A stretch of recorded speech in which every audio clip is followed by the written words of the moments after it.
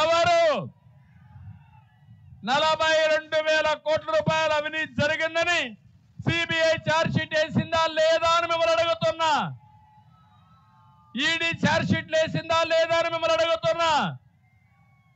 వేస్తే ఆ రోజు ఉండే కాంగ్రెస్ గాని వాళ్ళు కూడా ఇది చేసుకుని కోర్టు ద్వారా కూడా వేసి వాళ్ళు ఎస్టాబ్లిష్ చేశారు.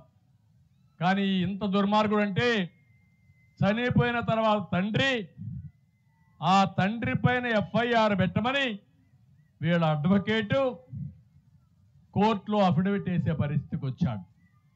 అంటే తండ్రి సీఎం కాబట్టి, తండ్రి చనిపోయాడు కాబట్టి ఆయన పేరు పెట్టి సిబిఐ గారిని ఛార్జ్ షీట్ వేస్తే ఈ దుర్మార్గుడు తప్పించుకోవచ్చని ఆలోచన చేశాడంటే కన్న తండ్రికి ద్రోహం అవునా కాదా అని మిమ్మల్ని అడుగుతున్నా. ఏ తండ్రికైనా ఇలాంటి కుమారుడు మంచిదా అని మిమ్మల్ని అడుగుతున్నా.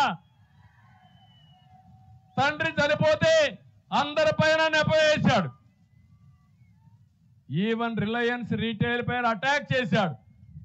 కడానా మొన్న మీరు చూస్తే వారు చెప్పిన అభ్యర్థికే ఎంపీ సీట్ ఇచ్చాడు ఈ గొప్ప నాయకుడు, మడమ తిప్పని నాయకుడు.